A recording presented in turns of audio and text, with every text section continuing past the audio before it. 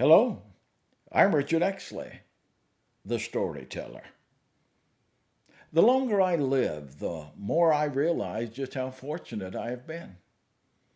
In addition to a very positive relationship with my parents, my siblings, I was blessed with an extended family of loving grandparents, aunts, uncles, and cousins. Although I was never given any reason to think myself better than anyone else, I never doubted my worth as a person either.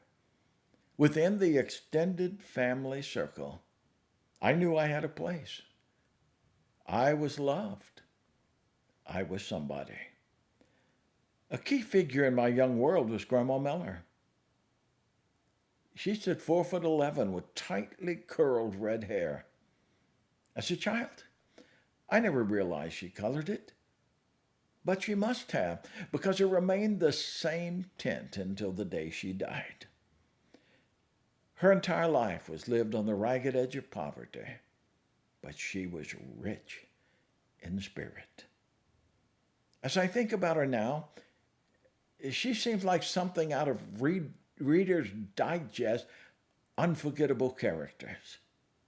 She was born in 1887 in a small village in Iowa to a poor but hard-working family. Her parents had little use for what they called book learning.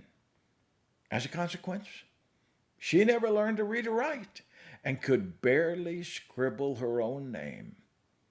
As a child, I remember watching her struggle to sign her old age pension check with an indelible pencil. At the age of 13, still just a wisp of a girl, not quite 5 feet tall, she married James Lewis Miller, 13 years her senior. He was a big, strapping man, standing 3 inches over 6 feet tall and weighing nearly 260 pounds, with hands the size of hams. They spent the early years of their life together, living in a covered wagon, following the railroad across Kansas, before finally settling in Greeley, Colorado. In about 1910, they homesteaded in the Sand Hills near Marino, in the northeastern part of the state. Grandpa died when I was 10 years old, and I began spending 4 to 5 nights a week with Grandma. She had electricity, but she never really trusted it, so we seldom used it. After dark, we lit the kerosene lamps and talked for hours. I can't remember much of what we talked about. No special words of wisdom, but I do remember feeling loved. Grandma made me feel like, well, she made me feel like I could do anything. As I recall those memories now, I realize that Grandma accepted me as her peer while allowing me to be a child when I needed to be. Because of her, I had the best of both worlds: adult company and acceptance, plus the freedom of childhood. There were those who considered her a bit eccentric in her later years. In truth, she was just a throwback to an earlier age. One time I asked her why she carried a loaded pistol in her purse. Without batting an eye, she said, "Because if I ever get mad enough to kill someone, I don't want to change my mind while I'm hunting around for something to do it with." Looking back now, these many years later, I think her bark was worse than her bite. I never knew her to harm anyone, and she was generous to a fault. Still, she did carry that loaded pistol in her purse. I was always welcome in her world. A world of braided rag rugs, coal oil stoves, and friends from the old country. Grandma was Dutch, but she lived in a neighborhood of Russian immigrants, Consequently, I was exposed to a culture different from my own, and to people who spoke with a strange accent. That is, when they didn't lapse into their mother tongue. Grandma loved those old people.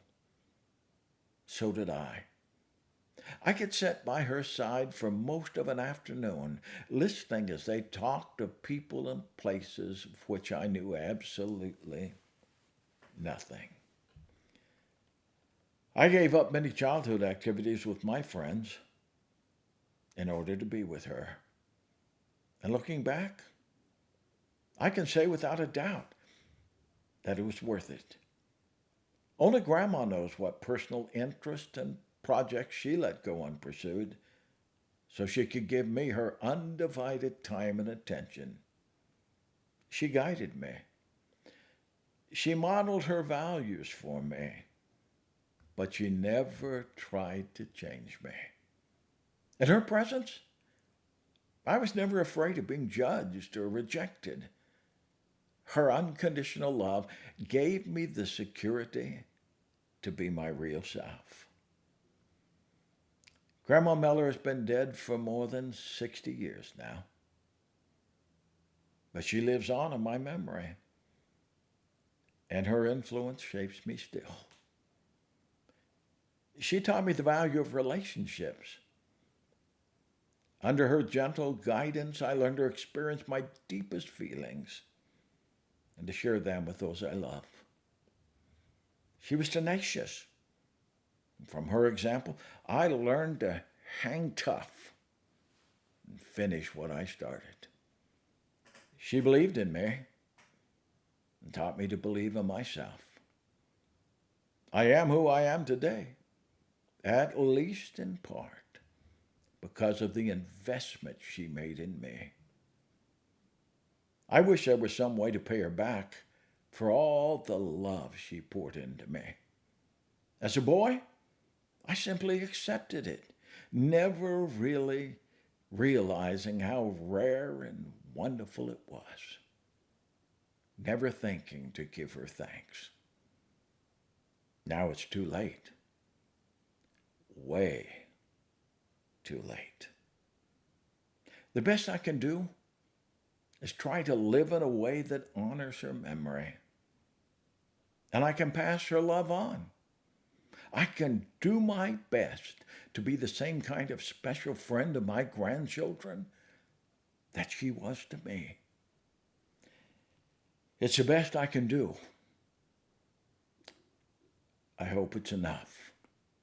Knowing her, I'll bet it's exactly what she had in mind.